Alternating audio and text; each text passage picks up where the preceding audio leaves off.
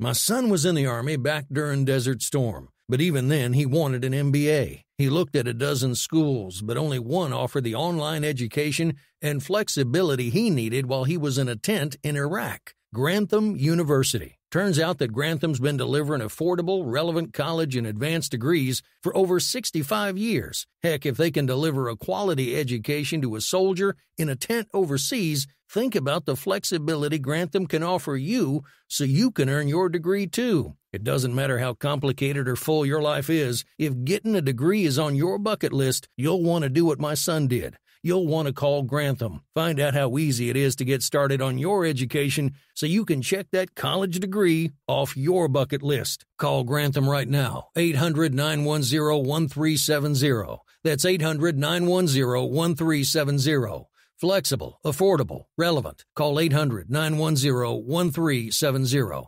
Tired of paying outrageous prices for Viagra? Well, we have great news for you. Now you can finally get Viagra at huge discounts. Healthy Man allows you to save up to $500 on Viagra. Why pay U.S. pharmacy prices of $15 per pill or more when you can get Viagra for less than $3 a pill? Call today and get 40 Viagra pills for only $99. This can cost as much as $600 at your local pharmacy. You can't afford not to call us. If you want Viagra at the lowest prices, never pay $15 a pill pharmacy prices again. Get Viagra for less than $3 a pill. Call 1-800-516-7602 today and save up to $500 and get 40 pills for just $99. Healthy Man is fast, easy, and affordable. Operators are waiting at 1-800-516-7602 to take your call right now. Call 1-800-516-7602. That's 1-800-516-7602. Again, 1-800-516-7602.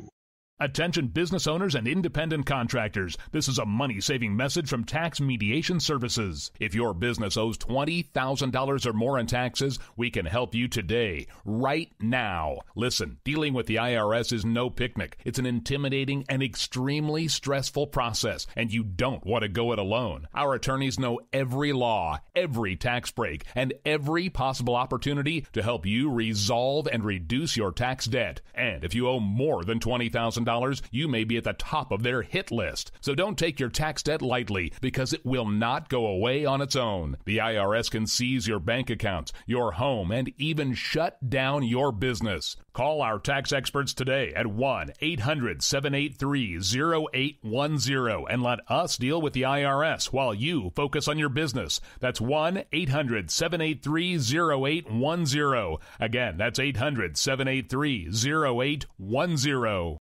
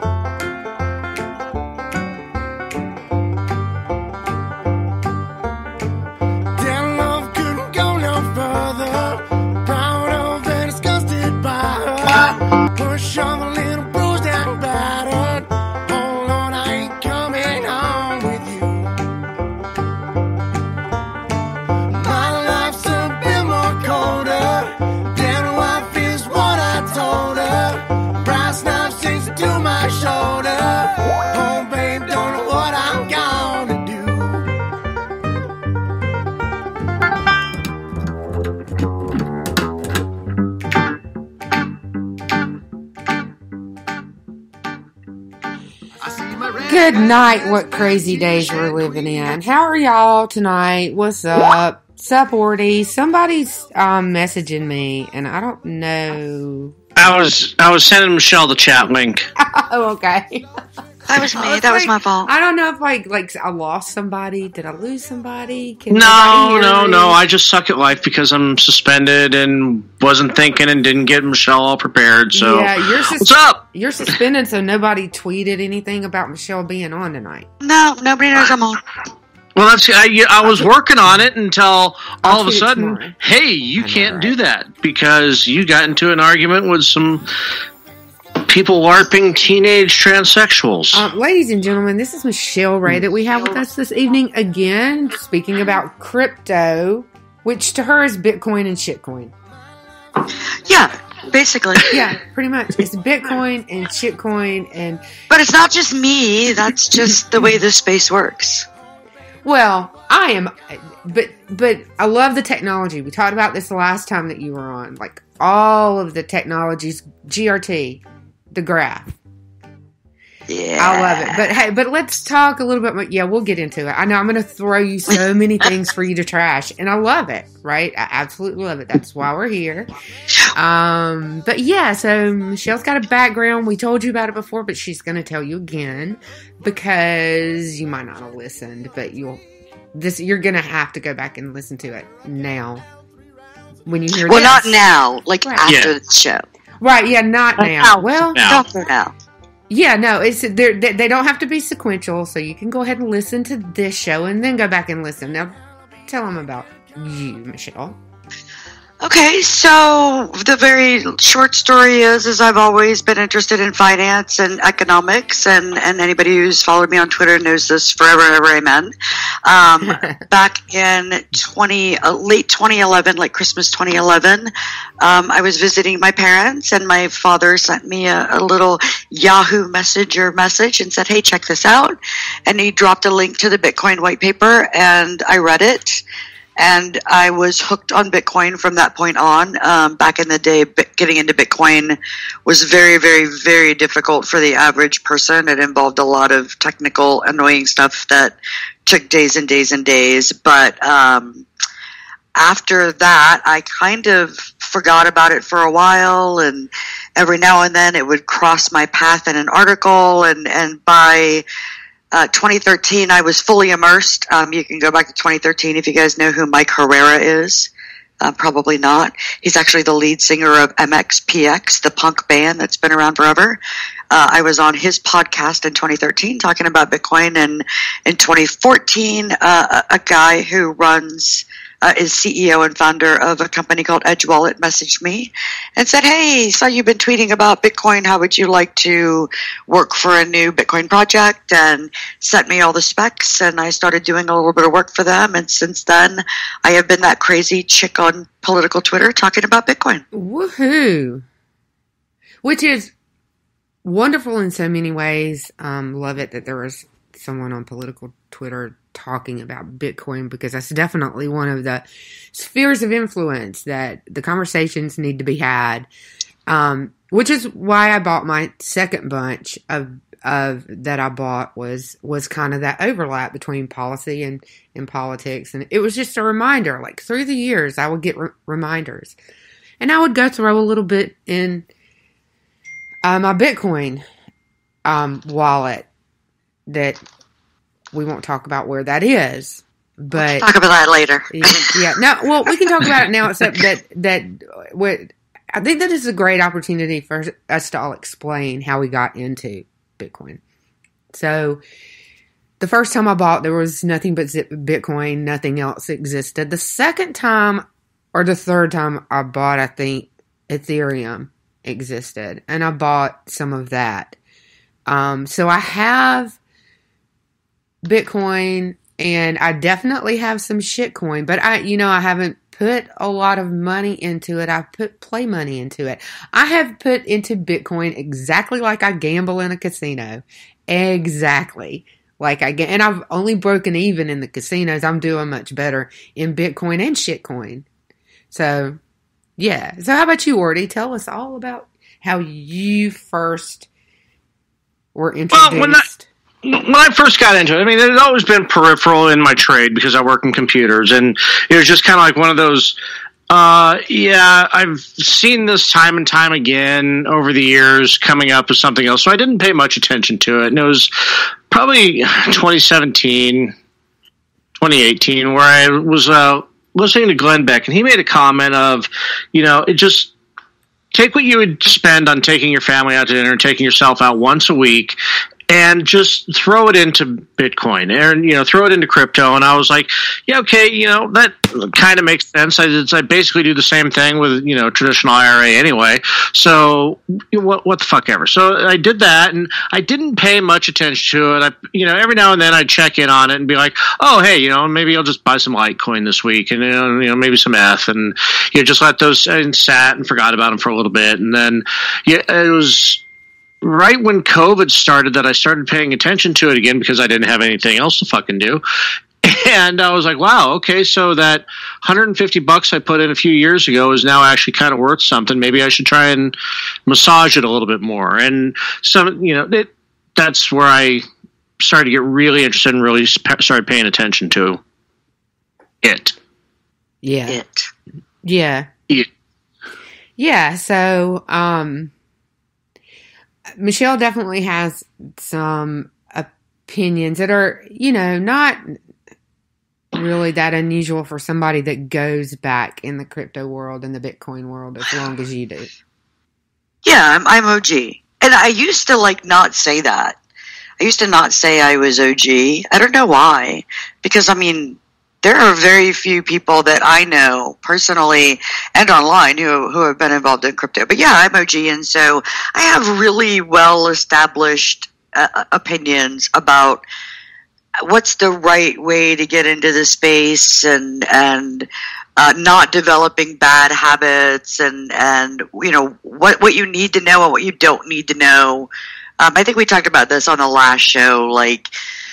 People they're so afraid to jump into crypto or Bitcoin because to them it's somehow been presented as this huge technological beast that they just can't wrap their minds around.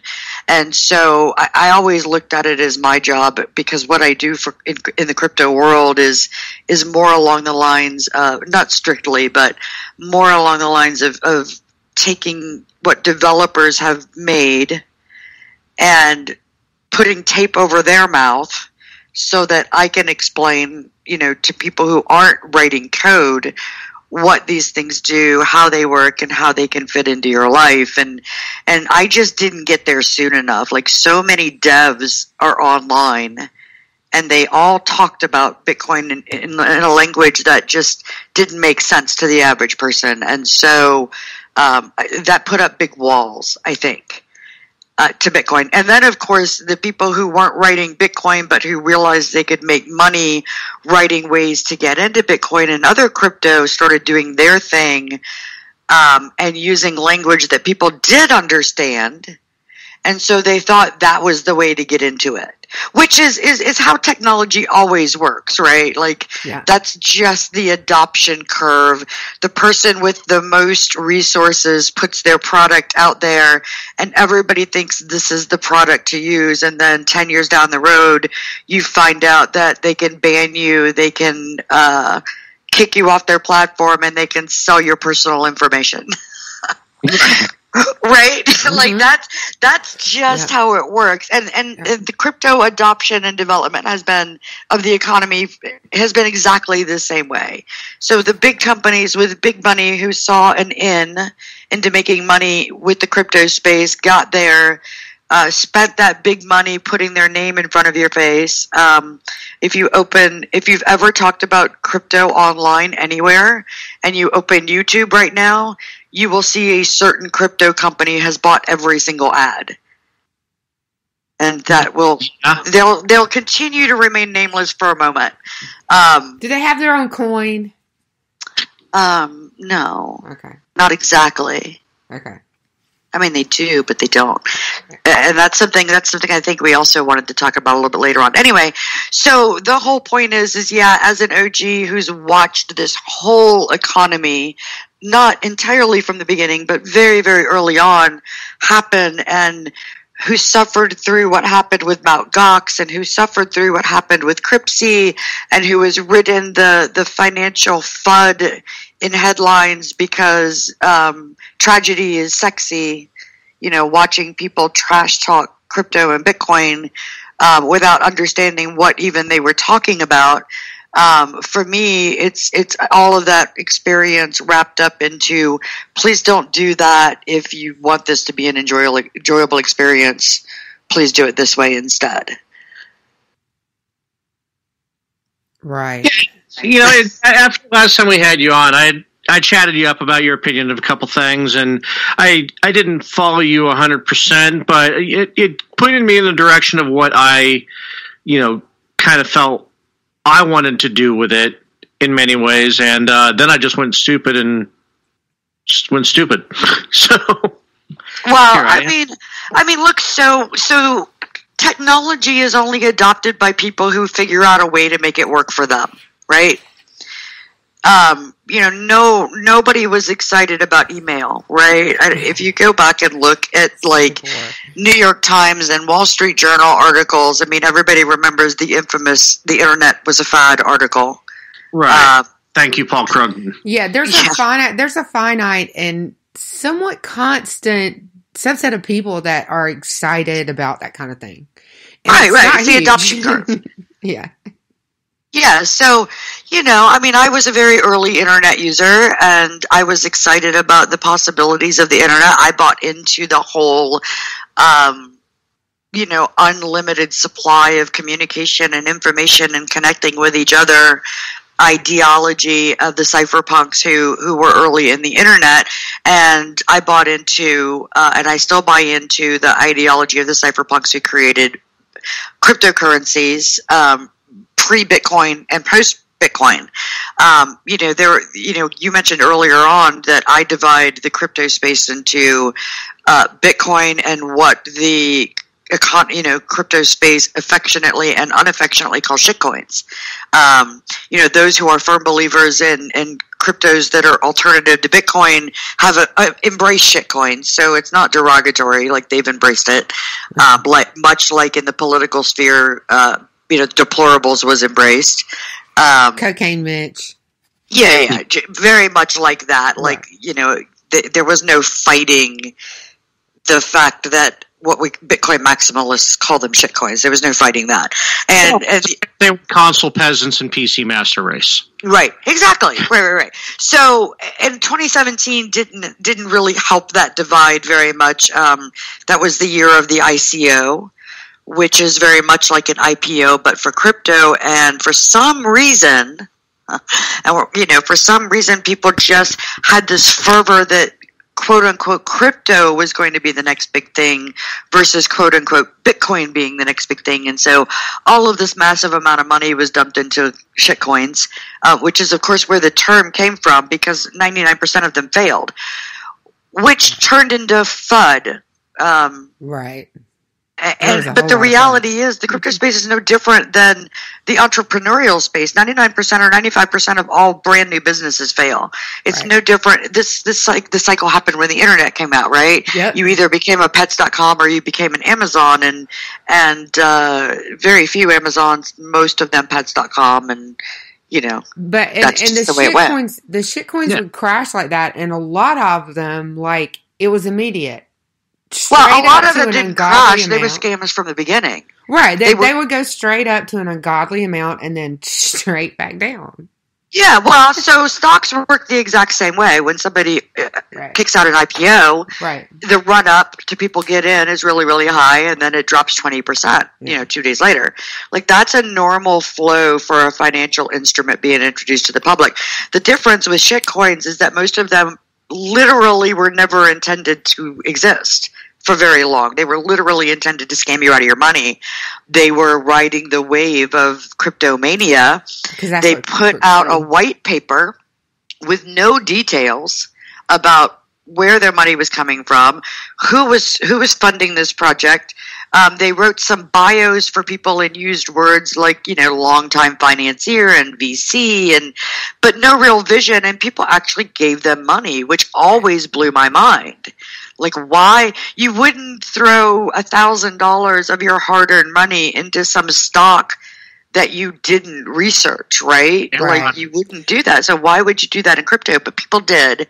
And of course that contributed to the whole bad reputation of shitcoins. Right. And thus shitcoins was, pardon the pun, coined. Yeah, and that's kind of where I kind of roll my eyes and didn't buy any for probably a couple years. Well, I actually, Lou, wanted to talk about something you and I were talking about before, like riding the wave. Mm-hmm. So, and you guys should just tell me to shut up at any time here, because your chat room got all quiet. I'm like, oh, everybody left. They're probably paying attention like I am, because I'm... So I always ask people who are, and this happens a lot now that Bitcoin is riding roughly around 51,000 right at this moment, and was very near 60 earlier in the week. People are like, oh, how do I get into Bitcoin, or how do I get into crypto? And I always ask them why. Like, it isn't that I'm trying to dissuade anyone. It's like, you need to know what your goal is. And in my experience, there are generally three goals. Like, there are people who are, like I was, just jaw-dropping, flabbergasted. This is going to change the world. I believe in the ideology, right? And I want a piece of this. That was the first time I bought it. That was me the first time I bought it. Yeah, that was me. And I'm still that way. Yeah. There are people who are like, crap, everybody's making money in crypto. They hear crypto billionaires and crypto millionaires and Lambos, and they're like, I want to make a little bit of fiat, a little bit of US dollar. And then there are people who are like, okay, well, I'm planning for my retirement, whatever, and I'm just going to diversify and dump a little bit of my, my entire financial planning into crypto or Bitcoin.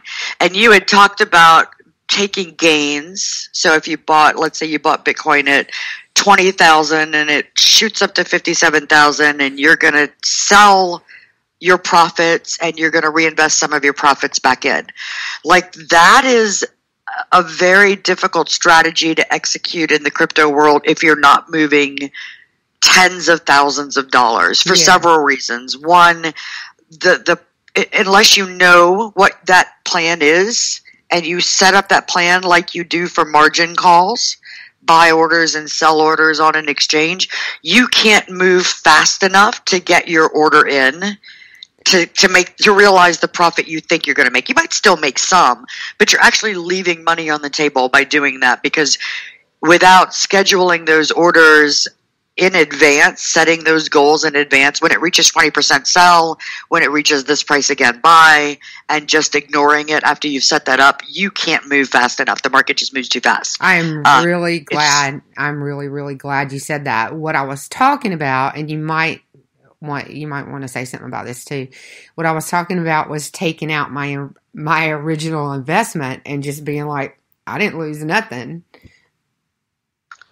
Yeah, well, and a lot of people do that. They're like, I'm going to invest $1,000, and all of a sudden they wake up one day and they've got 3,000. They're like, well, I'm going to sell that original 1,000, and I'm just going to let the rest ride because it feels comfortable. Yeah, and that's an okay strategy. Yeah. I will tell you that there are market timing in crypto that doesn't exist anywhere else, and that's where people get a little freaked out.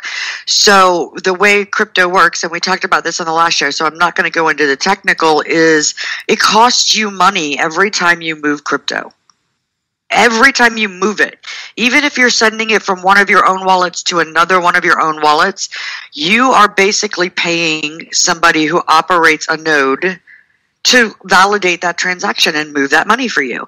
You got to pay the gas. You have to pay the fees, and in Bitcoin you're paying fees, and Ethereum you're paying gas. I mean, gas is what powers this. Otherwise, nobody would validate these transactions for you. They get paid to do this. When the network is jammed, it is very supply and demand oriented. Capitalists should understand this. There are only so many nodes to validate transactions. The fee to validate those transactions when the network is very busy goes up dramatically. And I mean dramatically. And that puts a lot of people off. They're like, holy crap, I wanted to sell $500, but it's going to cost me $70 in fees. Well, I have news for you. You pay $70 in fees, and that transaction is not going to go through for a day, maybe two. Right. You're going to have to bribe a miner. And in order to do that, you have to set your fee up to high, and you might pay $90, right? And that is a big turnoff. And that is another reason that the strategy I was talking about earlier doesn't work very well in crypto unless you are kind of understanding of the fundamentals of margin trading, and you have an account and exchange and you set those up knowing your goals, and you're fine with that. I want to make 20%. That's all I care about. Once I make that 20%, I'm out. Like, there's a lot of people who do that, and that's fine. Then there are people who are either in it, like I am. They acquire crypto. However, there are lots of ways to acquire crypto without buying now. And they look at the US dollar valuation and like, yeah, that's pretty awesome, but they don't sell. And then there are people who are like, okay, I'm contributing 4% of my retirement to crypto or to Bitcoin or to Bitcoin and Ethereum or whatever the basket is they choose, just like they do an IRA or a 401k or a mutual fund or whatever, and they allocate that amount every month, and when it hits their goal, whether that be I'm 62 or I'm ready to retire or I've made 35 or 350%, they take that money out. So I always ask people who come to me and say, how do I get into crypto? Like, why? Because the how depends on the why. Yep. That makes perfect sense. I'm so glad that you kind of laid that out about the fees. You explained it very well. Yeah, and it freaks people out. They're like, oh my God, I made $200, but if I try to take it out right now, I'm going to lose 75 of it. Well, you should have learned a little bit more about why you got into crypto and then planned for that. That way your experience is exactly what you want it to be. You wanted to make 20%? Great. Here's what to look for. Here's when to get out. Here's what it's going to cost you. And when you do get out, you've actually hit your goal. And now your experience is great, instead of being like, holy shit, why are these people taking all of my money? Nobody told me about this. Right. Miners are FICA. Well, I think miners are, I live in Texas, so for me, miners are Buc-ee's, right? Sure, yeah. Like, you don't get Buc-ee's quality without going to Buc-ee's and paying Buc-ee's prices. The gas is cheap. The kolache is not so much. You know what I mean? No, definitely. Yeah, so if you want that experience to be good in crypto, know why you're getting into crypto, and then set up your experience to achieve that goal. Oh, yeah, I think that's true of everything. Go ahead. Sorry. Yeah, it's like, you were talking about, the different ways to get in. It's like lose weight, and this was when I lived out in Vegas. That was the smart gambler way, where guys would walk in and they'd say, okay, this is how much I'm going to spend, and they'd sit down at their video poker machine or their slot machine, or blackjack table or whatever, and then as soon as they got their $100 back, they just slipped that in, and then the rest of it was play money. So, and that one I can totally wrap my brain around, because I spent so much time in Vegas that's natural to me. So, when she was describing, I said, oh yeah, I saw that 1,000 times with people sitting down at a video poker machine in my bar. Yeah, well, except for the reality is 95% of people say, I'm going to spend $40 at this, video poker machine. Yeah. And then they spend $300, and they, they're like, holy crap, what just happened? Yeah. Crypto, of course, we talked about how shitcoins came to be. That is because that is human nature. They see this opportunity, no matter how crazy the odds, and they're like, I want in on that, right? I want a piece of that. Right. So, and so, again, and the hows matter quite a bit, and which direction you go. So, facetiously or not, so in the chat, somebody said, so you're saying put it all in Dogecoin. Sarcasm. Yeah, it is, but it also isn't. You know how many people bought Dogecoin just because Elon Musk was like, yay, Doge? That's Hail Doge, yeah. That's why Dogecoin went up. So somebody gifted me a lot of what would seem like a lot of Doge back then, but financially Doge was worth nothing. It wasn't even worth a penny. It was a joke to begin with. It was created. It was a meme currency. So Here's the thing: the technology, the coding behind Doge is completely sound. So but it was never intended to be a long-lived project. It was a joke. It's basically Nigerian currencies. I see Bitcoin as currency. as I see crypto as currency. The difference is it's calculated instead of backed by nothing, right? So to me, because Bitcoin or crypto is calculated, if the technology is good, then the coin is good, right? And so I tend to look at the technology, but either way, it's still currency. Doge was really not even Nigerian. It's Nigerian minted U.S. coin, right? That they sell on TV. Yeah. You're right. Exactly. But that's not all. You'll also get, right, those commercials. And Bitcoin is more like the U.S. dollars. It's got, a lot more behind it. Gravitas. It has value. Right. It has value for a reason. I mean, there's a lot that goes into that. We have to take a break. And Michelle can probably explain it a lot better than I can. And I think that she did. But the actual value of it is because it's based on consent, and consent is just, I'm going to buy this for this amount of money, therefore it's worth this amount of money, right? So I consent to pay this for that, so it's worth that. It's the same as currency that's backed by nothing, right? And I know it's backed by our infrastructure, and we can all libertarians laugh at that, I think. Well, I can do that. I can do that in 2 sentences. The U.S. dollar is backed by the promise that you and your progeny forever and ever will pay taxes. That's all it is backed by. We did talk about this. We're $25 trillion in debt. Right. It's only backed by the fact that you'll continue to pay taxes forever. Yes. Cryptocurrency is backed by consensus. Mm-hmm. The technology has proven itself to be valuable to certain people. And forget the U.S. dollar valuation. They want to own Bitcoin or Ripple or Monero or Ether. Right. The technology has proven valuable enough in ideology that people will support it. And that is the main, that is the difference between what's backing the U.S. dollar and what is backing most cryptocurrencies. But I know you said we have to take a break, but we can talk about stable coins after.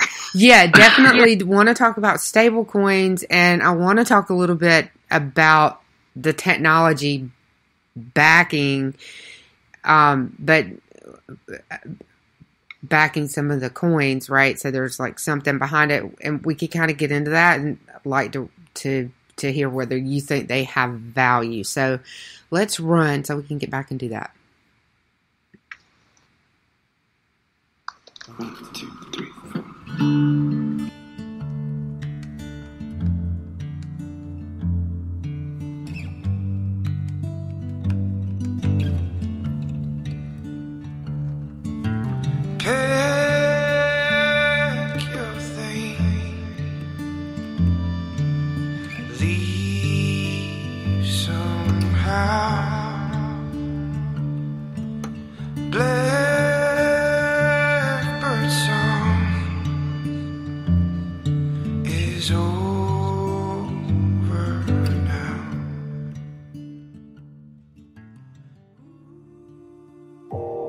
You are listening to KLRN Radio, where liberty and reason still reign. Hi, I'm Jay Farner, CEO of Quicken Loans, America's largest mortgage lender. Spring will be here soon, so if buying a new home is on your to-do list, right now is the time to call Quicken Loans. Learn about which mortgage options make sense for you and get a jump on your competition. With our exclusive Rate Shield approval, the low rate you lock today is protected for up to 90 days while you shop for your new home. With a Rate Shield approval, if rates go up, your low rate stays locked. But if rates go down, you get that new, even lower rate. Either way, you win. Talk to us today at 800-QUICKEN or go to rocketmortgage.com to take advantage. Here's another great reason to work with us. For a record 9 years in a row, J.D. Power has ranked Quicken Loans highest in the nation in customer satisfaction for primary mortgage origination. Again, to lock in today's low mortgage interest rate and get the security of our exclusive Rate Shield approval, call us today at 800-QUICKEN or go to rocketmortgage.com. For J.D. Power award information, visit jdpower.com. Rate Shield approval only valid on certain 30-year fixed-rate loans. Call for cost information and conditions. Equal housing lender. License in all 50 states. NMLS number 3030. Hi, welcome to the Subway ad for the new Sesame Ginger Glazed Chicken Signature Wrap. How would you like it? I'll take a... Sports announcer at home? Yeah, how'd you... We just know. My wife picks up the new Signature Wrap. It's got double the rotisserie-style chicken mix with a sesame ginger glaze. She appears annoyed at me, but she shrugs it off. Those sweet and savory flavors are calling her name. She lifts the wrap and... she takes the bite! Incredible! And now she's closing the door on my... Subway, make it what you want. Limited time only at participating restaurants. Double meat based on average 6-inch sub. I'm little teapot, short and stout. Here is my handle and here is my spout. No, Dad, like this. When I get all steamed up, then I shout, tip me over and pour me out. This is WWE superstar Roman Reigns. It only takes a moment to make a moment. Take time to be a dad today. Visit fatherhood.gov, brought to you by the U.S. Department of Health and Human Services and the Ad Council. KLRN Radio has advertising rates available. We have rates to fit almost any budget. Contact us at advertising@klrnradio.com.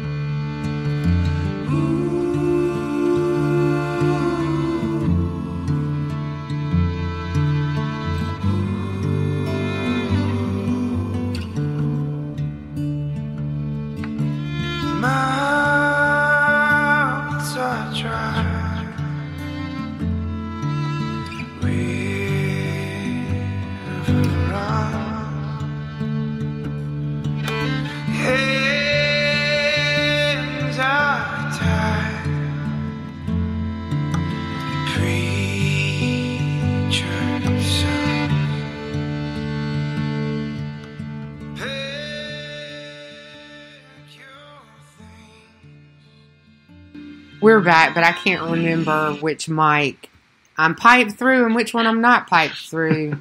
Wordy. Hey, we're back. So we're just going to jump right back into it with Michelle and probably not talk about that malware tonight. So apologies. Yeah. But if you have a Mac, you probably want to run Malwarebytes. Nothing else, just Malwarebytes. It's silver something and not stocking.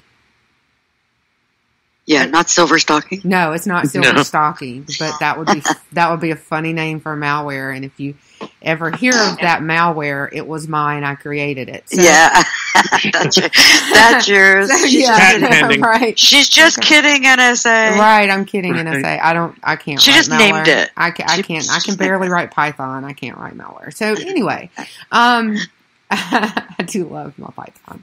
So Michelle. We were going to talk about, which one did you want to talk about first? Stablecoins? Well, let's talk about stablecoins first. Okay. So, as everyone knows, cryptocurrencies, if you're looking at the US dollar value, are highly volatile, which makes it very difficult to use them for payments.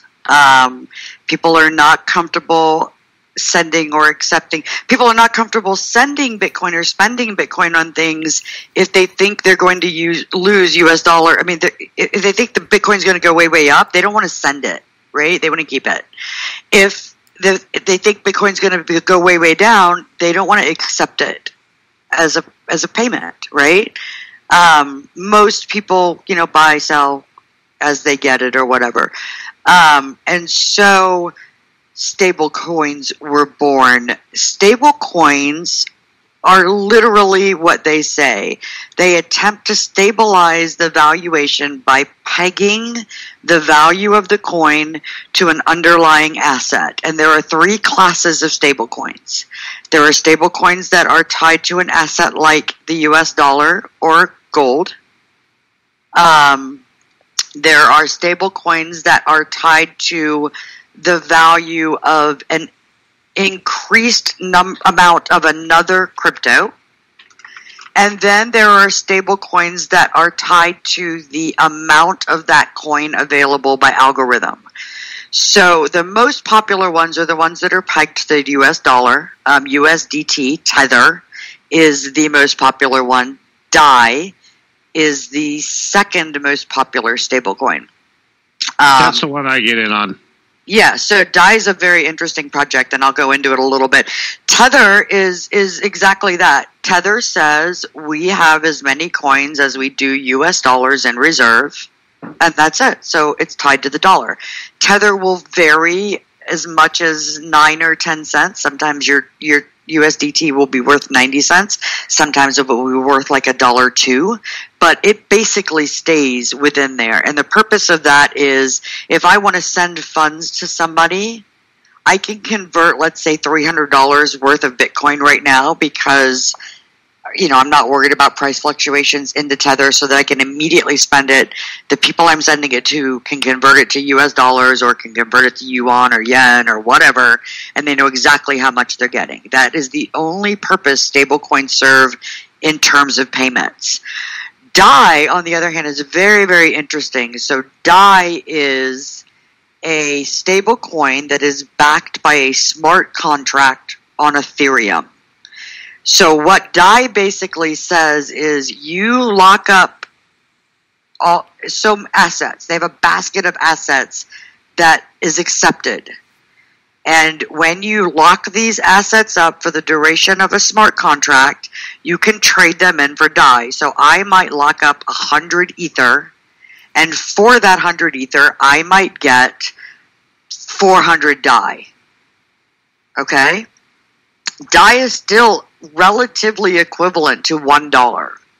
So the algorithm, the smart contract for that day, that moment that you're buying into is based on the exchange value of Ether or Monero or whatever. They have 4 or 5 cryptos that you can lock up as a part of DAI that you can exchange into. They're all Ethereum tokens, or they're all independent cryptos like Monero or Bitcoin or Dash. So that is algorithmically tied to the value of Ether at the time. You get a certain amount in exchange of DAI. Each DAI is worth approximately $1, and that lets you control your spending power of DAI. It's a fascinating thing, and as long as the smart contract doesn't have a flaw, you don't have to ever worry about losing money on DAI. It's a fascinating instrument that has never existed before. The other types of stable coins are algorithmically controlled supply. So there used to be one called Basecoin. Basecoin didn't have a supply, but Basecoin wanted to always be about $1 to the US dollar. And so what they would say is, I'm going to issue 100,000 Basecoin, but if the dollar goes up or down, I'm going to destroy or issue more Basecoin so that we stay at about $1. Right. It's a little deeper than that. The algorithm, it monitors margin calls, it monitors foreign trades.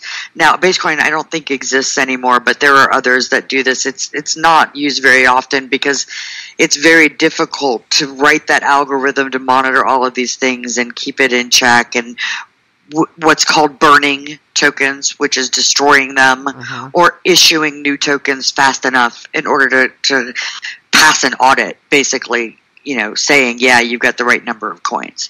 So you were talking about an interest in coins that allow, fast payments overseas or whatever. All crypto does that. All crypto is, it's as fast as that can be, as fast as the network can confirm transactions. That's how fast they go. But stable coins happen almost instantaneously because there's no figuring out the value or exchange between them. There are problems, however, with stable coins. Stable coins backed by the US dollar rely on you trusting that the issuer has that amount of cash in reserves and that they have access to it. So Tether has been dealing with lawsuits from several federal agencies because they are not transparent about where the cash reserves are and exactly how much they have. So Tether might issue $1 trillion worth of USDT, but they won't show you where that $1 trillion is. And if they don't have that money, Tether could be shut down tomorrow by the SEC, and all of the Tether in your wallet is now worthless. It's not backed by anything at all, because the sender, the receiver, couldn't cash it out for actual dollars. Nobody would make that trade for that. Right. DAI suffers a slightly, and smart contract based stablecoins suffer trusting that the smart contract doesn't have a flaw. Right. Or a vulnerability. It's very rare. DAI has a great reputation. But there, as you on this show well know, hackers are way, way, way ahead of corporate development. Nothing's foolproof for a sufficiently talented fool. Nothing's unhackable for a sufficiently talented hacker. All they have to do is break it. Yeah. Right. Well, so we talked about this last time. The blockchain is unalterable. Right? There are things you can do to screw with it, but you can't change records. But smart contracts are a very different thing. They're code within code. They're executable. And, smart contracts have been maliciously altered. So stable coins serve a very specific purpose. And so far, USDT is the highest digital asset by market cap. If you go to coinmarketcap.com and you look at volume by market cap and market cap, you'll see that Tether is the highest stablecoin. I mean, unbelievable amount of volume, highest by volume of all cryptocurrencies out there by a huge margin. And it's because people do business in USDT.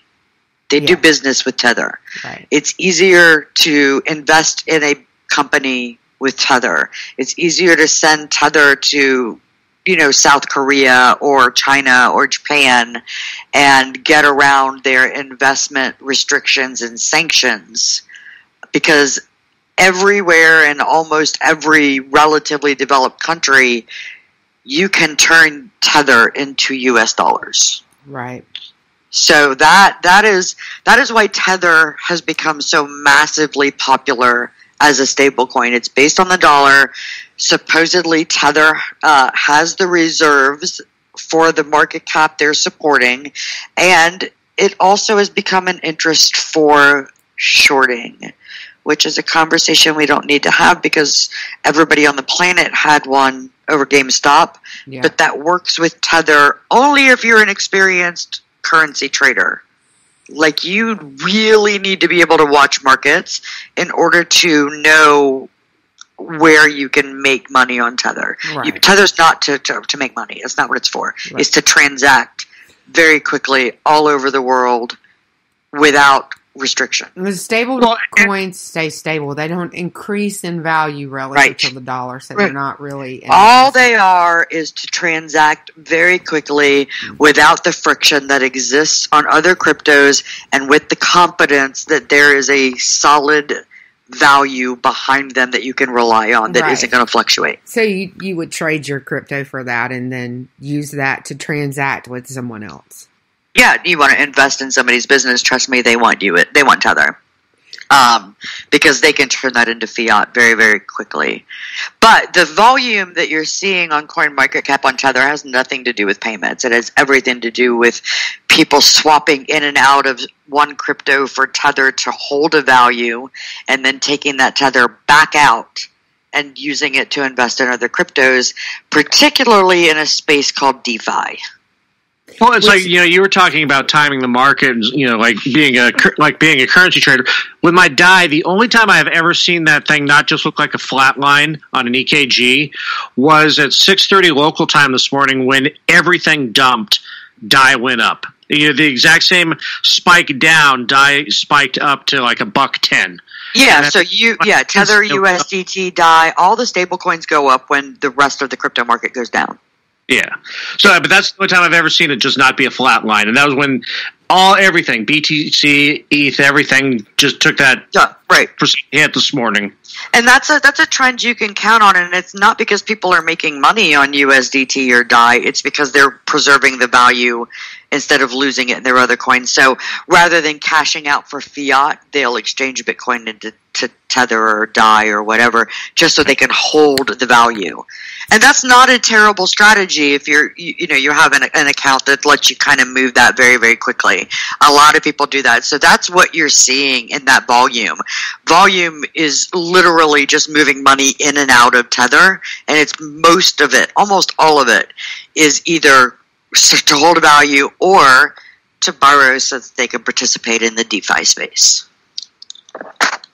Well, you want to talk about DeFi now since we've opened that topic. I absolutely love DeFi, and I won't say I'm deep in it, but I'm probably about a third in it.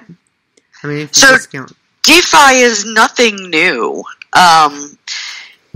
Most people are familiar with credit unions, like how a credit union works versus a bank. So in order for a credit union to lend out money to borrowers, there has to be depositors. And that is what DeFi is. So there's DeFi and CeFi. DeFi is decentralized finance. CeFi is centralized finance. All of these in the crypto space. DeFi, I have favorites. I know other people have favorites. Nothing I say is financial advice. Don't get involved in DeFi unless you know what you're doing. Anything we're talking about. Nothing I have said today is financial advice. Do your own research. Like, I literally have a t-shirt that says DYOR. Like, that is the mantra. So there are now, DeFi is massive. It's huge. Like, it is the thing in the crypto space, partly because it is a familiar concept for investors, and partly because it is a great fundraising mechanism for projects. And the very basics are DeFi works like credit unions. When you buy a DeFi token, and there are lots of them out there, Uniswap is one, Aave is another, and Aave has a whole basket of tokens. Wrapped Bitcoin is another. There are lots and lots and lots and lots of these. You are not actually buying a token. That token is a representation of the basket of other cryptos that are being held as deposits on that platform. So YFI, Uniswap, Aave, Celsius, like there are hundreds of these. Salt Lending have basically two sides of their business. You put in deposits and you earn a certain amount of interest, and they lend out those deposits, and those people pay a certain amount of interest. So a lot of people have gotten into what I consider a bad habit of borrowing money, whether that's credit cards, loans, taking out of their savings, borrowing from friends and family, dumping into DeFi. And when you dump into DeFi, there is no getting right back out. You're agreeing to a deposit period, which might be anywhere from 30 days to a year. And with that deposit comes a guaranteed amount of interest. At the same token, you can go to these places and you could, let's say, borrow USDT because you think Doge is going to go way up, so you borrow USDT at 12%, you invest in Doge, turn that USDT into Doge because you think Doge is going to go at 20%, and so now you're going to net 8%. I mean, this is DeFi, decentralized financial instruments. That's it in a nutshell. It is playing a numbers game. It is not gambling, but damn close. Like, there's a very thin line between participating in the DeFi space and, looking at your options at a card game and thinking you can count cards. Just get a cocktail, let me sit in for the ride. Which brings me to, one of the things that I've really started enjoying is, it's one of the things I've been moving into is stake coins. Staked coins. Yeah, so Staking coins is peripherally a part of DeFi. It is its own thing in that you don't need to participate in a DeFi platform to stake coins. A lot of the mainstream wallets and some of the smaller wallets allow you to stake coins and earn a percentage of interest on coins. And all staking is, I liken staking to buying a savings bond, just to keep it with something you're familiar with. You put in so much, you don't touch it for a period of time. You get all of those coins back in that same denomination and a little bit more. That's the basic version of staking. There are slight variations where you might stake Ethereum and get Bitcoin, or stake Ethereum and get Uniswap, or whatever. But the basic idea of staking is like buying a savings bond. You have no idea what that wallet is doing with that staked coin. It stays in your wallet. You get to see it, but you don't get to touch it. It's not a bad. So this is my experience. Again, this is not financial advice. I'm a firm believer in Bitcoin, right? I believe that no matter what the USD fluctuations of Bitcoin are, Bitcoin's still going to be around in 10 years, and it's going to be whatever, more popular, more useful, whatever. So I am generally okay with the idea of staking part of my Bitcoin for more Bitcoin return. I'm not going to sell my Bitcoin. Like, I have no interest in selling my Bitcoin for US dollars, so it's just sitting there in my wallet. I might as well stake some of it and get a little bit of Bitcoin in return. I caution people that if you're going to do something like that, know the platform, know the terms. You might be locking up staking your Bitcoin for 36 months. That you may not be comfortable with that. There might have been other things you could have done with that Bitcoin to earn you a little more interest elsewhere. But staking is very simple to do. You basically, in most wallets that offer staking, you click on I want to stake Bitcoin. They say how much. They say, okay, this is, you put it in. They say this is how much you earn. This is how long it's locked up for. And you get to see, most wallets offer a counter. So you get to see how much longer you have of that staked and how much you've already earned. So staking is a very simple, staking is the Robin Hood for crypto, right? Like, it's the easy way to invest your Bitcoin to earn more Bitcoin without having to engage in a DeFi platform, pick a basket of assets that you're comfortable with. I know Lou mentioned Uniswap that she was really interested in. So Uniswap was one of the early fast-growing yield farming opportunities, which is part of DeFi. Yield farming is exactly what it sounds like. So Uniswap is a basket of currencies that they think are going to yield you interest. And so when you buy Uniswap, you're essentially kind of buying this basket. One Uniswap might equal, 2,000 Doge, or 1,000 this, or 1,000 that, and some Bitcoin just for stability, and some Ether for stability. Excuse me. So the idea is you buy Uniswap and you make a little bit on this basket, and your risk is mitigated by doing that. It's a common model. Like I said, it's the credit union model. You're lending in so that these other protocols can be lending out.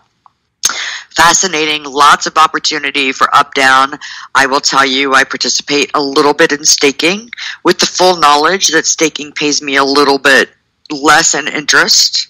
But I vetted the company I was staking with for 6 months. And I was comfortable with the terms. It's short-term staking, so I only stake like 6 to 12 months at a time. I do participate in DeFi. I have a platform that I really, really enjoy working with, and I like the terms, and I trust the project. So, but again, for me, it's short-term, and they offer something like 36 different assets you can participate in, and you get to watch the algorithm of interest. So the interest isn't static, by the way. On most DeFi platforms, the interest is not static. If there's a demand for Ethereum or Ether, then you depositing Ether today will earn you a lot of interest today. But if the demand for Ether goes down tomorrow, your deposits don't earn as much. So you watch how much you're earning. It's like dollar cost averaging, though. Sometimes it's up, sometimes it's down. I personally wouldn't stake shitcoins, most of them. One, there's no guarantee the project will be around. They may fail, whatever. But the interest is typically lower because nobody's borrowing those. Typically, it's things like Ripple, Monero, Ether, Bitcoin, Uniswap, wrapped Bitcoin, Tether, things that are in high demand by market cap, that you tend to make the most out of when you are participating in DeFi, because those are the ones that people are borrowing and buying, and those are in demand. Was that too complicated? Yeah, a couple of them that I'm interested that I've been playing with is Algorand for one, and Cosmos, the Atom. Were those? I know I'm going to make your eye twitch when I say this, but with a particular exchange on them, you just by buying them, they give you your 6% APY, your 9% APY, whatever. Right. They've given you a flat. Yeah. And it's like, okay, so I bought 500 Algorand or whatever, so I'm sitting there watching the little ticker go up, and I'm earning Algorand as I'm dicking around doing other things. And you're earning Algorand, and that's the way it works on a lot of platforms. But what happens, and this has always been my concern. This isn't just Algorand at all. They've got Algorand's, they've got some solid things behind them.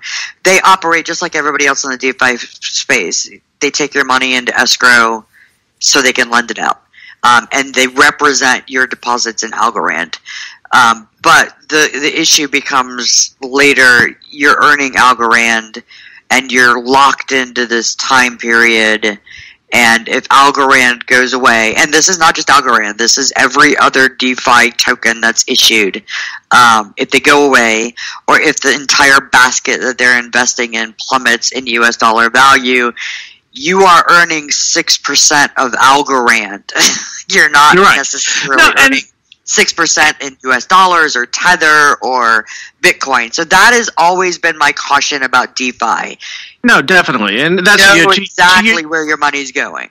To use that example, this perfectly demonstrates it, is that, I bought it at 80 cents when Bitcoin was going nuts. You could tell that Bitcoin was part of it, because as Bitcoin was nearing up to 60, Algorand neared $2. Right. And then now it's on that glide path down to $1.12. So it's you just like with everything else, you watched it go up, and then you didn't take your skim off the top, and you're watching it go back down. So I have a bunch more Algorand. But the value of Algorand itself has not, it's not, gone through the roof, and it has the same fluctuation as the rest of the crypto market, because it's dependent upon the rest of the crypto market. Right. Well, JC, to answer your question, some stakes Michelle and I were talking about during the break, some stakes you can get up to 12% on, but careful. Very careful. Yeah, it's like on one wallet, Tether is at 12%. And I was looking at that, I was like, holy shit, what? And then it's like, okay, I better research. I know I'm not playing that game.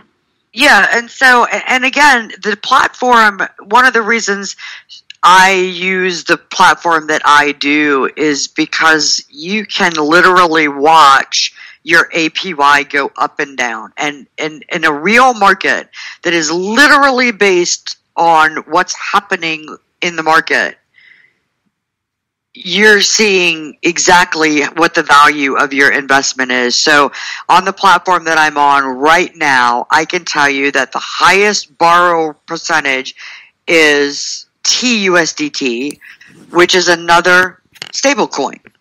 So if you deposit TUSDT right now, you're earning 13%, right? But if you want to borrow TUSD, you're paying 32%. And people are doing this so that they can invest in other things that they think are going to go up higher than 30% over this, whatever period. So right now, TUSDT is in demand, so you're earning an APY of 13.29%, but to borrow it, costs you 32%. But people are doing that. The reason it's so high is people are borrowing it to invest in other cryptos so they can buy the dip. So they're borrowing TSUDT at 32% so that they could buy cryptos that just dropped whatever percent. They're buying maybe 5-10 different cryptos, thinking that when the dip is over, this little dip, that they're going to make all of that back. They can pay back the TSUDT loan, and they're going to make more, right? Like that's kind of what this is for. Depositors make a little bit less for letting their money sit there. Borrowers pay a little bit more so that the platform and the depositors can make money, just like a credit union. Right, and that's a really risky kind of investing and.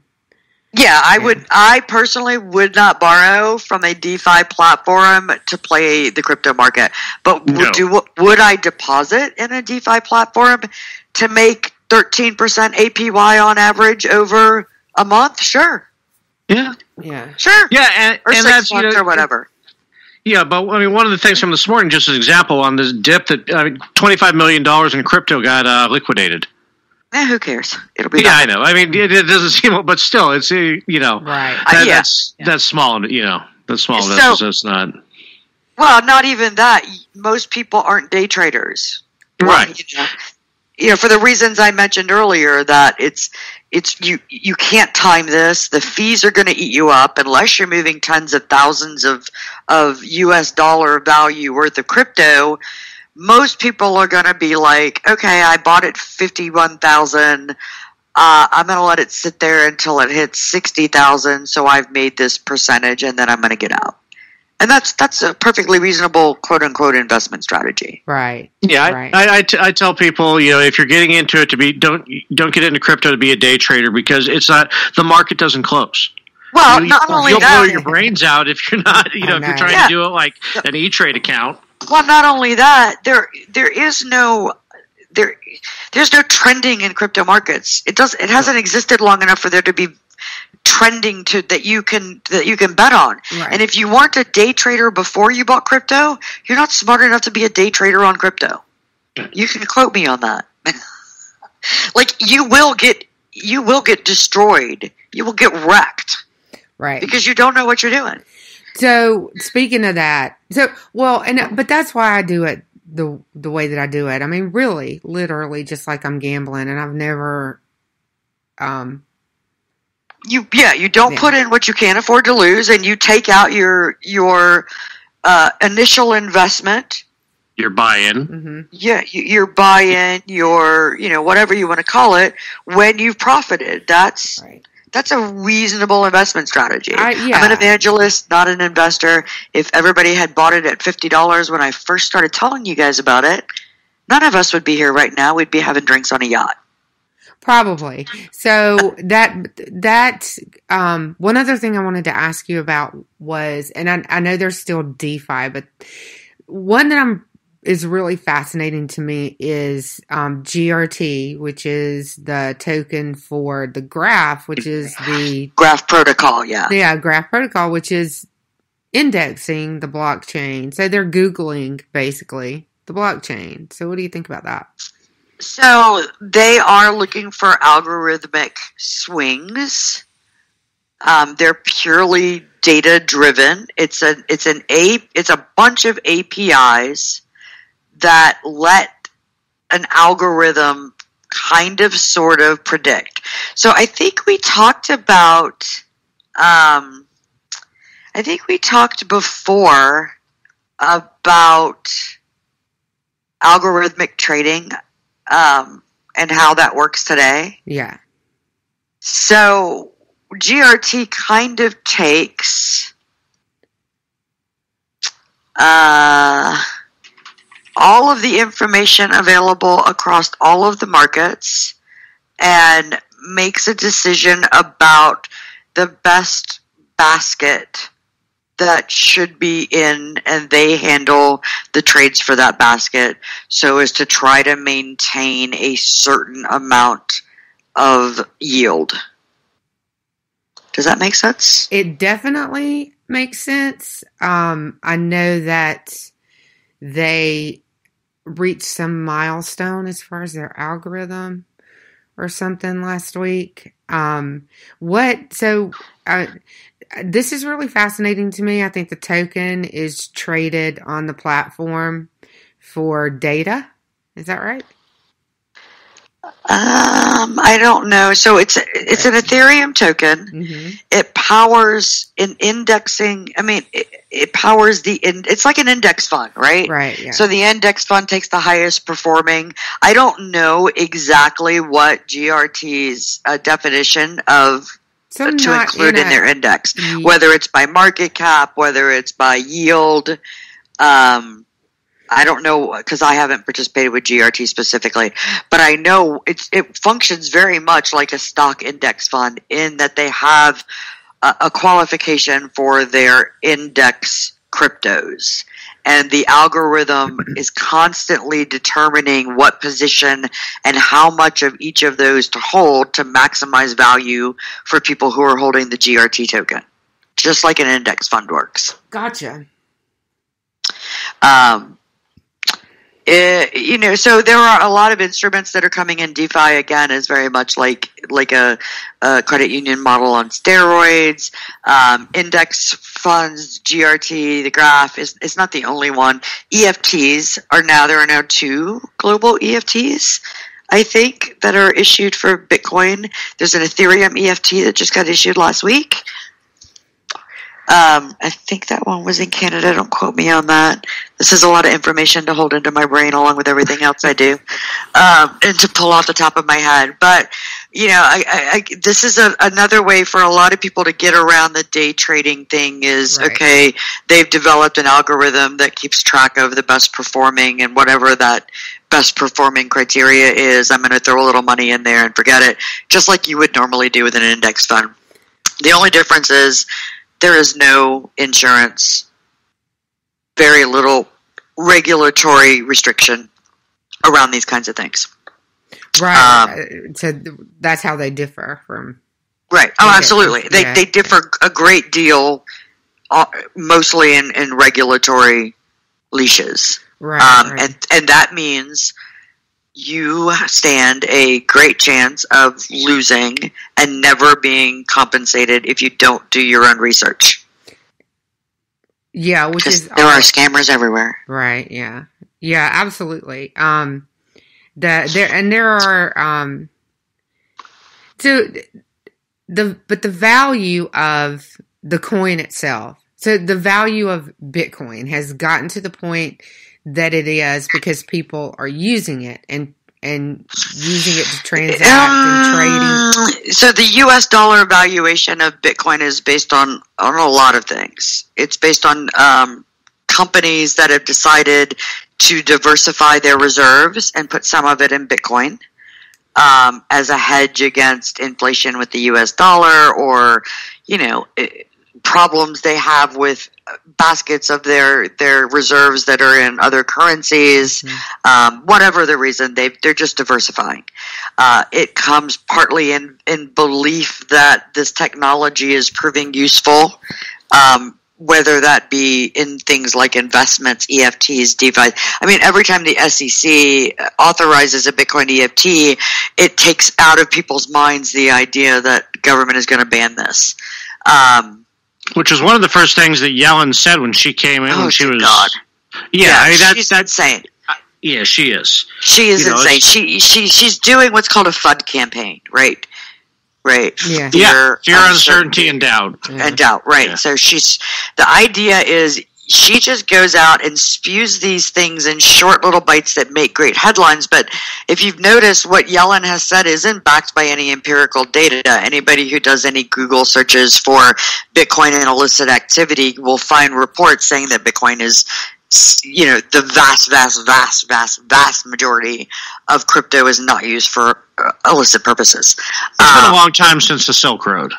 Yeah, and even then, even when Silk Road was vibrant and active, it was still a small percentage of crypto transactions. Right. Relative, and the reality is the U.S. dollar will always, forever and ever, amen, be king when it comes to crime. You can. Well, somebody sent me an article today, and it's an old article. I think you can find the stats on Wikipedia about how much cocaine is on the average dollar. Yeah, that's why I lick all my money. Yeah, right? I've never really Just walk around. That's why everybody loves the smell of money. You thought right? I hate cocaine, but I love the smell. Right. Yeah. So yeah, FUD. The interesting thing now about yelling, screaming, all of this FUD stuff is that the economy, the crypto economy, has gotten so big that it's easy to blow her off. And even what the average person looks at as a massive move. So the valuation of Bitcoin has dropped like $8,000 in the last 15 hours. And the average person is like, oh my God, look at all that money that's gone. But it's easy to forget that last year Bitcoin was $6,000. Right. Yeah, I mean, right before Christmas, Bitcoin was $9,000. Right. So let's talk, if you want to talk about US dollar valuation, all this FUD has literally moved the needle a microscopic amount. It's like, when Yellen made that comment, the next day, Tesla goes and buys $1.5 billion in Bitcoin. Mellon Bank decides they're going to make it accessible to their customers. The Ethereum EFT was approved in Canada. Michael Saylor bought, whatever, 4.5 million more in Bitcoin.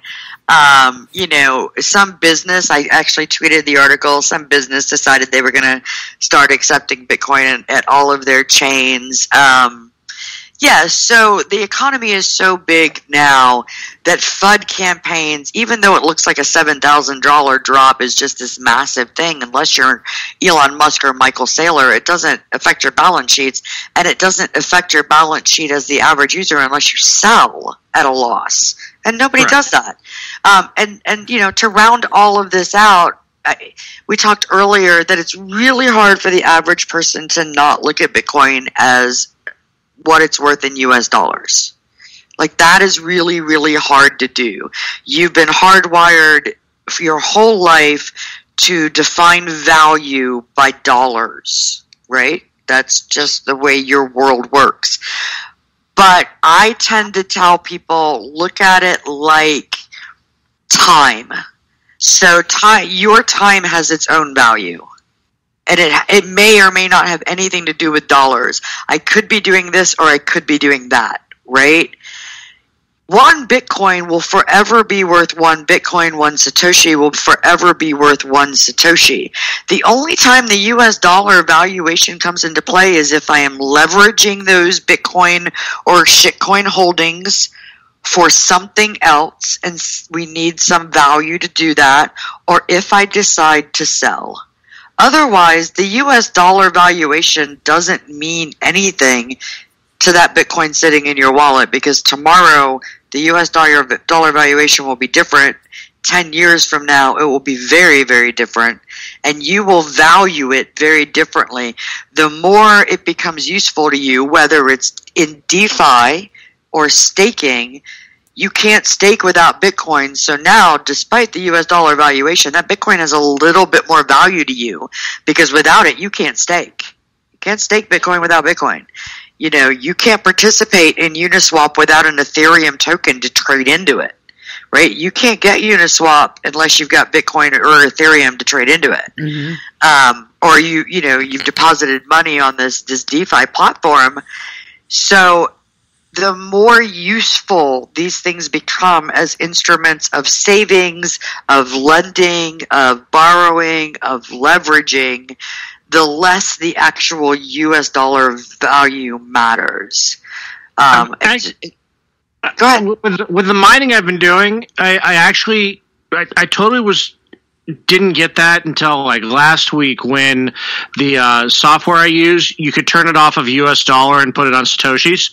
And then all of a sudden when I did that, it's like, okay, I'm not paid in a varying value of US dollar. I am paid so many Satoshis per day. And after 5 days, I know I can take 50,000 Satoshis and move it out of my mining wallet and into whatever. And whatever. Yeah, the wallet that you're staking on, so that you can stake some more and earn some more interest later. Yeah, so I encourage people very often, regardless of what your goal is, remember that you're investing in an instrument that has a future. You know, people don't invest in Amazon or Tesla because of what they're doing today. Nobody does that. You invest in Tesla because of what you hope they're going to be doing next year or 5 years or 10 years down the road. So when you invest in crypto, it should be for the same reason, because you believe this crypto you're investing in, whether it's Bitcoin or a shitcoin, has some gain for you in the future, whatever that gain looks like. My retirement plan involves a nice truck and a nice travel trailer. So when I am acquiring Bitcoin, I don't look at it in terms of US dollars. I look at it in terms of buying a truck. It's a truck. Percentage of a truck. It's freedom. Percentage of this, you know, my trip to the Grand Tetons or my trip to Miami, you know, to me, this Bitcoin for me represents a piece of that. In the same way that putting money into a 401k, you don't check your 401k to see how much it's worth. You know you're going to cash out of your 401k when you're ready to retire. And the hope is that over the 10 years, 5 years, whatever, you've been dollar cost averaging your parts of your paycheck or investing into this thing, that you've made a sum of money that is more than what you put into it. And so that you can get out of it what you've been saving for. You didn't save to get $100,000 or $1 million. You saved to get retirement and freedom and sovereignty, you know, so that you didn't have to depend on somebody else. Right. And that's the whole point of crypto. It's so you don't have to depend on somebody else. Exactly. Now, one of the things you wanted to talk about tonight, too, is you wanted to talk about some of the APIs and some of the things you can do with crypto. And, you know, you mentioned Lolly and... Yeah, so there's a lot of people who are afraid to put money into crypto. You don't have to actually buy crypto. For people who are interested in dipping their toes into crypto without spending money, and they're not worried about getting a bunch all at once, they just want to check out what this experience is like, there are a couple of ways to do that don't really involve you spending money that you aren't already spending. So there's an app out there called Fold, and what Fold does is rewards you in Bitcoin for spending money, spending US dollars on things you already are through a debit card. So it's a prepaid Visa card. You deposit US dollars, you go out, you pay your bills, you buy your groceries, you buy your burgers, and you get a certain amount of Satoshis back for every purchase. Also, right now, at least in the beginning, they offer bonus ways to win. There's a little roulette wheel that pops up whenever you make a purchase, and you spin the wheel and you're rewarded extra. It's a gimmick. It may not last forever, but right now, if you deposit US dollar onto this card, this Visa card, you go out and spend it. It is a Visa card, and you are getting Bitcoin in return. It's not a lot, unless you're smart and pay your rent or your mortgage or your car payment, all of that with this thing. And then you're stacking Satoshis by paying the bills you're already paying. Lolly is a plugin. A lot of people remember lots of browser Google plugins where you got reward points for your credit card, or Rakuten, buy.com. You earn discount codes or coupon codes. So it's just a plugin in your browser, and there are hundreds of stores that when you make a purchase there, if you're logged into the plugin, you're rewarded in Bitcoin. And it just deposits in your wallet and you can move it later. You don't do anything different. I did all of my Christmas shopping through Lolly on the Fold card, so I earned Bitcoin twice for the same transactions. See, now, what would interest me is if I could, because you said it's a Visa debit card? Yeah, it is a prepaid Visa card.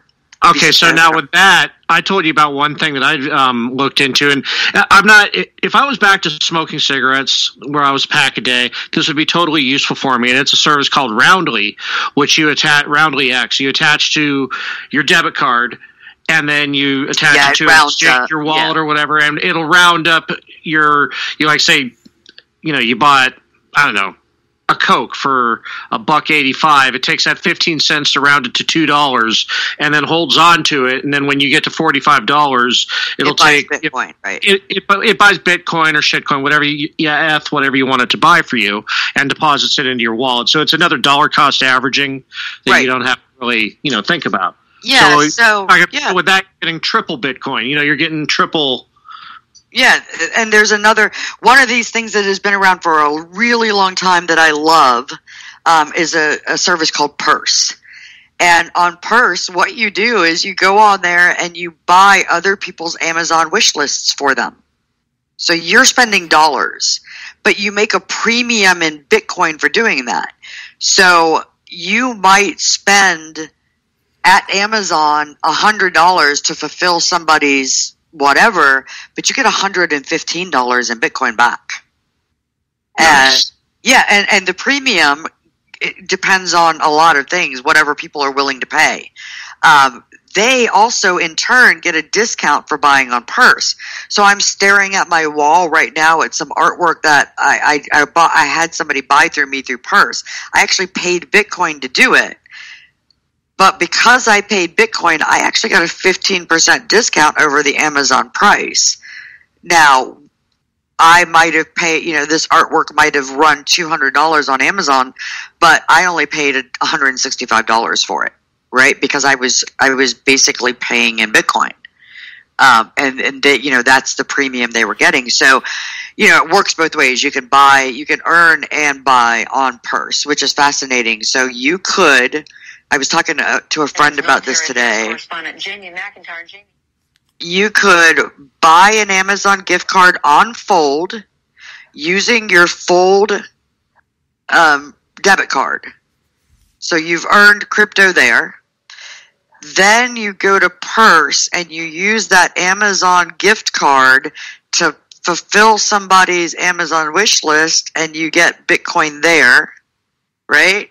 So you just earned 3 times on basically one expenditure.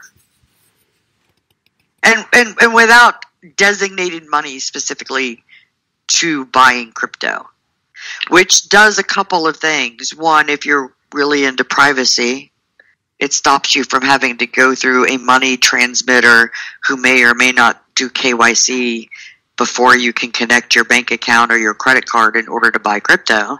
Now, I need to explain KYC. That is Know Your Customer. It's a regulatory thing that's coming into play. Anti-money laundering laws, yes. Yeah. So it's depending upon how anonymous you want to be. Yes. Yeah. So you can also go to Bitcoin ATMs and buy them, but the premium for that is the fee is for going to a Bitcoin ATM, because you don't need any driver's license or proof of identity. It works just like any other ATM. To buy Bitcoin, they tend to charge a much higher fee.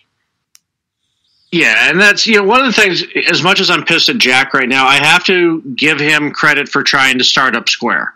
Yeah, it's a good idea, but it's centralized. So. Yeah.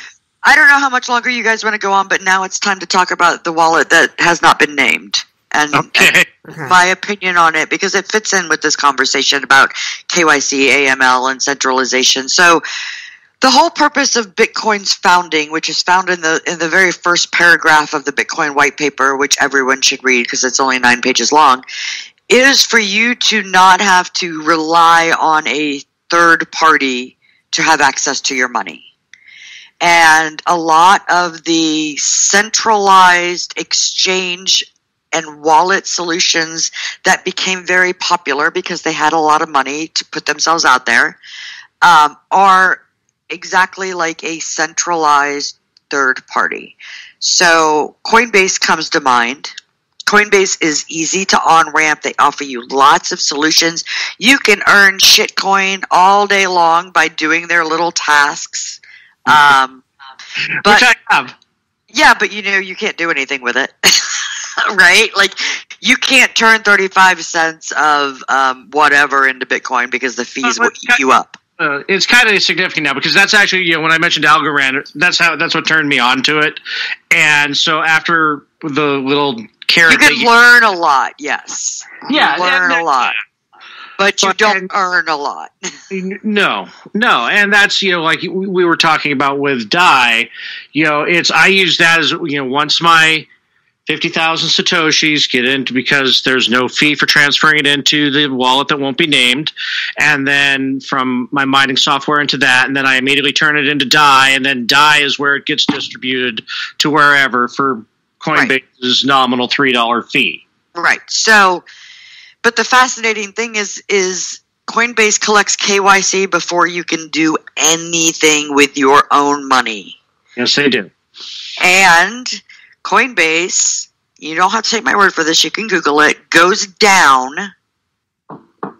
every single time there are dramatic moves in the market.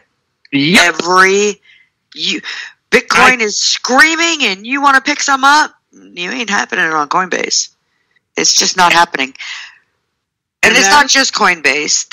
All of these centralized locations that you don't actually own the token. You cannot, if Coinbase is down, move your money. You can't send it to another wallet. If Coinbase is down, you're screwed. It's like going to the bank after a bank run and they've shut the doors. So if there are massive moves in the market, Coinbase has been consistently unreliable. They do KYC, so if you do big money moves, more than 3,000 in a single transaction, it used to be 20,000, but now it's 3,000. They send that information to the IRS. There is no guarantee ever that you're going to be able to log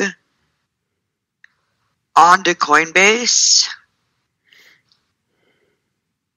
Hang on one second. And it's not, and I'm using Coinbase as an example just because they're the most popular, but all centralized exchanges and wallets work that way.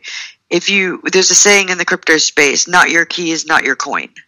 If you don't have access to your master key, even when that particular solution is unavailable online, you don't own your crypto. It might as well be sitting in a bank or a vault somewhere that you don't have the key to.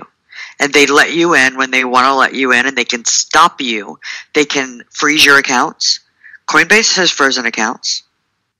They have turned over money for every subpoena or legal request.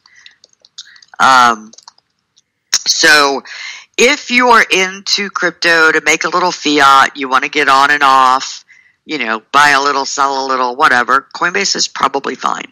If you don't mind sharing your personal information, you don't mind whatever you do being tracked, monitored, available for subpoena, reported, then Coinbase is fine.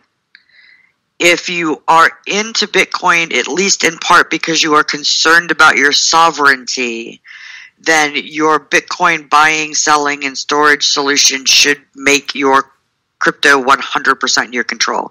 So I use a wallet that even if they're offline, even if their servers are down, I can move my crypto. I can access it, spend it, move it somewhere else because it's not stored on their servers. A log of my balance is encrypted and stored on their servers, but they don't have my name, my phone number, my email address, nothing. I used a username and a password to create an account. And so I have a copy of my master key for every one of my wallets, my private key. If I wanted to, if they went down and went out of business and I wanted to move all that money to, say, my ledger, I could do that. I don't need to wait for them to come back online. I don't have to worry about them going out of business. I don't have to worry about their servers going down. I don't have to worry about them reporting my transactions to the IRS. I don't have to worry about them holding my crypto hostage if some branch of the government decides to seize my assets, ever. And so I caution people, depending on what your purpose is and what your reason is, to make sure that you understand that you are trusting someone else with your money when you use a centralized exchange or wallet. Yeah, it's like I use Coinbase just to get it because the transaction fees are low and easy because they are so big. And then once I get it out, I'm on there to get it and then move it out to other places like my ledger. Yeah, but that costs you money. It costs you money every time you move it. Yeah. Right? So the wallet I use, the fees are average. It's the wallet doesn't actually charge a fee. So the wallet has integrated exchange partners, buying and selling partners, or swapping partners, atomic swap partners. So I could go from Ethereum to DAI if I wanted to, right within my wallet. So they're all plugins. And each one of these, what happens is if I want to say buy Bitcoin or whatever, each has their own settlement fee. So if I attach my bank account and I want to do an ACH buy or sell, it costs me 1%. And the wallet gets a cut of that transaction fee. They don't charge me a fee on top of that. If I want to swap, the app I use, the wallet I use, looks at these 9 different swap partners and finds the best swap deal for me at the lowest price. So what do you it allows me to set my fees. I can go a standard fee, which is whatever is the going fee rate for the that to make that exchange happen by the miners, or I can go high to make that exchange happen very quickly so I don't worry about losing value. Or if I don't care about losing value, I can go low and it takes longer to confirm. So most competitive solutions are competitive in fees. No solution, not even Coinbase, has control over what the network fees are to get a transaction confirmed. They only control their own fees. Right. So just to make that clear, there are 2 fees. The platform you're on makes money by slicing off the top of your transaction. So Coinbase will charge 1.5% to 3.5% to 5%, depending on what transaction you're doing and with what crypto. And then you also pay the fee for the blockchain network to confirm your transaction and move your money. So just as a clarity, Coinbase can't control that, but they can't control their own fees. And so the wallet I use, every settlement method has a different fee. If I go to an ATM, it's anywhere between 6 and 8%. If I do an ACH, it's 1 to 1.5%.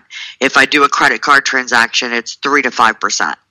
So recommend a couple, if you could. There's only one I recommend. Okay. And it isn't because, it's literally because that's the way they do business, because it's in keeping with my ideology. I use Edge Wallet. If you follow me on Twitter, it's in my bio.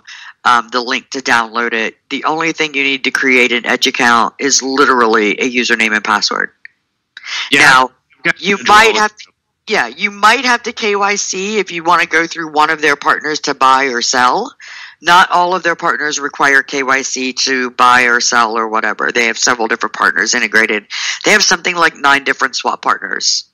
So if you're just going from Ethereum to DAI or Bitcoin to USDT to Tether, or Bitcoin to Doge or back and forth, most of the time there's no KYC involved for just those swaps. The only time there's KYC involved is usually if you're tying a bank account, and that is not done by Edge. Edge doesn't get any of that. If you do KYC because you want to attach a bank account and use a certain partner, that is on that partner's end. Edge never ever maintains any of that information. They never see it.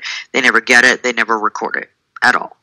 And that's why I use Edge, because they are 100% focused on you keeping control of your crypto and making it secure.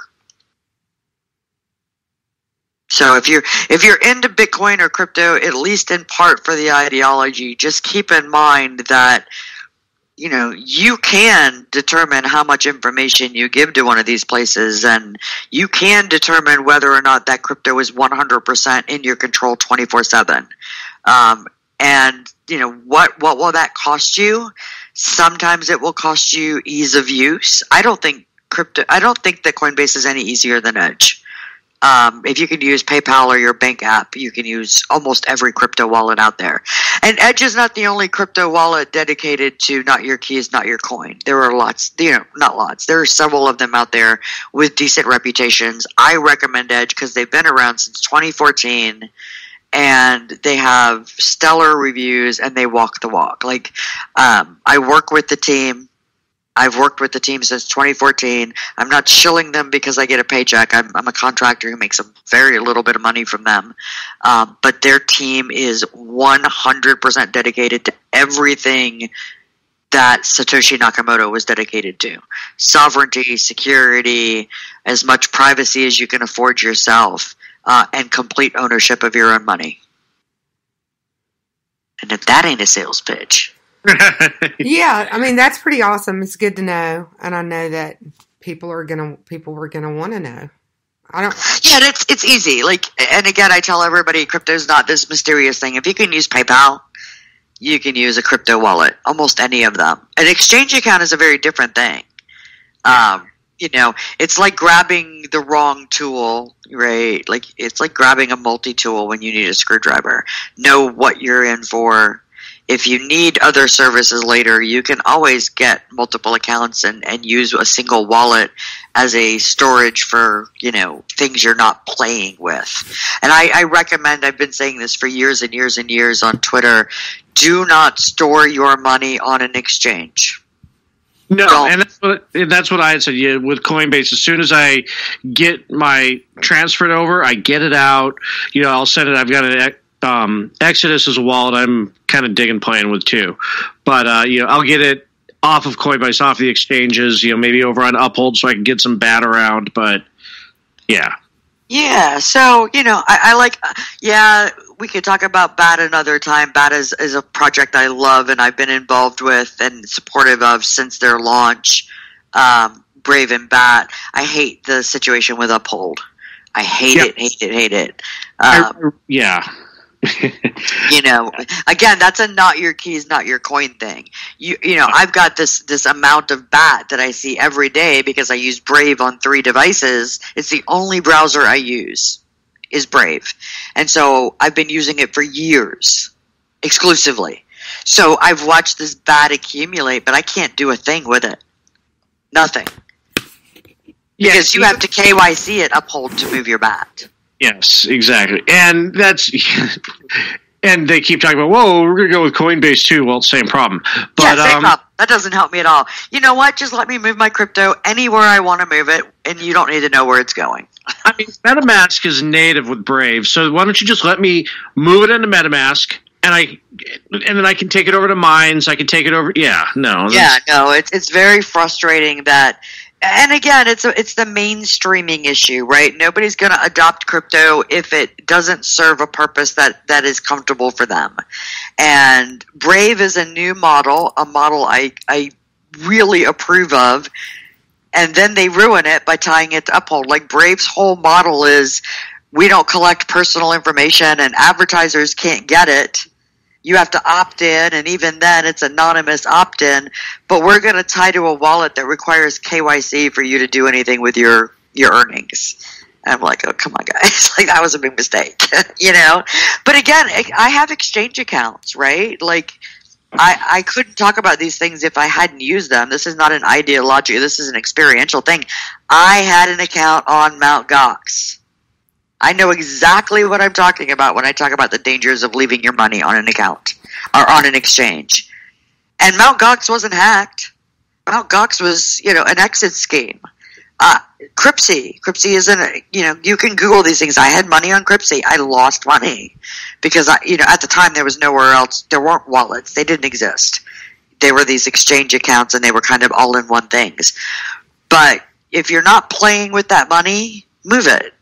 And move it to a place where you control it, a ledger, a Trezor, a decentralized wallet that you can access regardless of whether their servers are up or down or they've gone out of business.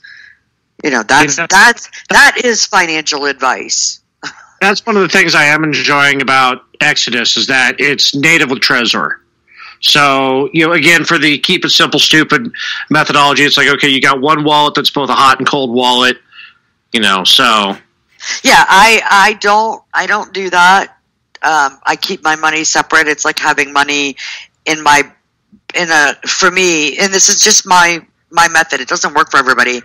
I have the metaphor I tell everybody is I have money in my bank account, I have money in my mattress, and I have money buried in the backyard.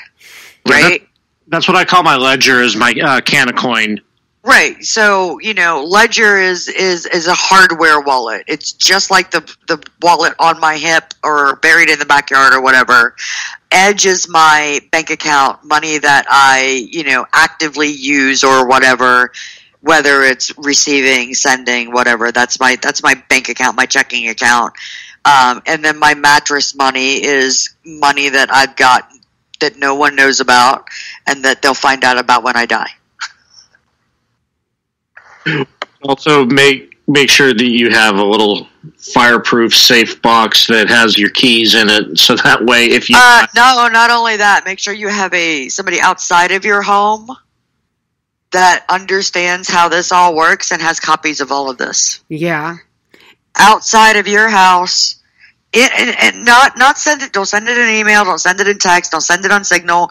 Physically take pictures. Write it down with instructions in a sealed envelope that says "Open when I die." Yeah. I mean, so crypto is a part of your estate planning. There's a fabulous book out there, and I always blank on her name. Hang on one second. I think this is really, I like to be useful. I promise I'm not just ideological. I like to be useful. There's a wonderful book out there that is literally estate planning when you own cryptocurrency. It walks you through step by step what you need, how to set it up, who should have copies of it, blah, blah, blah. I feel I'm stalling now while I Google for her name. Here it is. It is called Crypto Asset Inheritance Planning, a Simple Guide for Owners. It is by Pamela Morgan. You can pick it up on Amazon. It's like $30, but people are like, oh, $30. Yeah, well, if $30 leaves your kids with $50,000 in crypto, it's probably worth it. Right. Yeah, so again, it's Pamela Morgan, and it's available on Amazon. It's crypto asset planning for, inheritance. Excellent. Whoa, it's 11:46. We should wrap up. Yeah, definitely. All you people that hung in there, God bless you. Oh, no. Right. God bless all y'all. All right. Well, so they're definitely psycho. Right. Well, okay, so there's one other thing we have to talk about tonight, and that's the name change. Oh, yeah. Yeah. So, and we explained to you guys last week, and we explained to Michelle before the show that we're just not, that the name does not suit us. It doesn't, it made sense at the time, but it doesn't anymore. And the only one that we've come up with is Cyber Food Fight. Which sounds like a lot of fun to me. What, you think fits? I'm leaning toward it. I think you should poll your audience. We'll do it. We'll put. You know what? I'll put that up on MeWe. No, we're doing it right now. We're doing it right now. Is there anybody left in the chat room? There's 9 in there. All right, you guys. Cyber Food Fight, or come up with your own idea. And we're going to hang around in the chat until we've hashed it out. I'm serious. If anybody leaves, take names, Orty. Anybody signs out, they're in trouble. Okay. Yeah, I'm keeping an eye on the data buffet. Ooh, that's good, too. Okay, so we're going to start with our guest. Michelle, where might we find you, and what do you have coming up that we need to know about?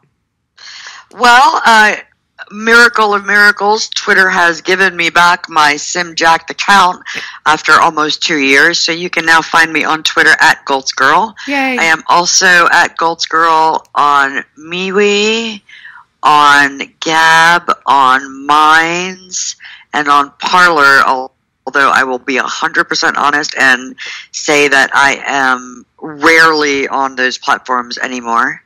And as far as what I have coming up, well, you just have to follow me on a platform to find out. There you go. I like that little pitch to follow. All right, so Orty, how about you?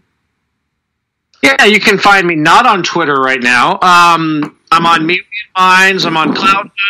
I don't use CloutHub as much as I probably should. I do enjoy Minds and MeWe for very different reasons. We talked about that on the show. And this week you can find me Wednesday on Toxic Masculinity. After that, you'll find me on Robinson and Wright. Thursday, you'll find me on Culture Shift. And I believe we're doing a makeup episode of Juxtaposition Thursday night because we missed last week due to snowpocalypse in Oklahoma. Snow? So that's where I'm at this week. Where are you at this week, Lou? I will be silent and unheard producing Brad and Aggie tomorrow, and then the girls on Wednesday night at 9. Aggie is also at 9. Sorry, Aggie. Wednesday night at 9, the girls on the Red Wine have a special guest. And I'm not sure who it is, but tune in because it's going to be really great. So that's all we've got this week. We appreciate you tuning in as always. You know we love you. I don't even have to say it, but I did anyway. Love you much. See you next week. Good night. Hail Hydra. Hail Hydra. There we go.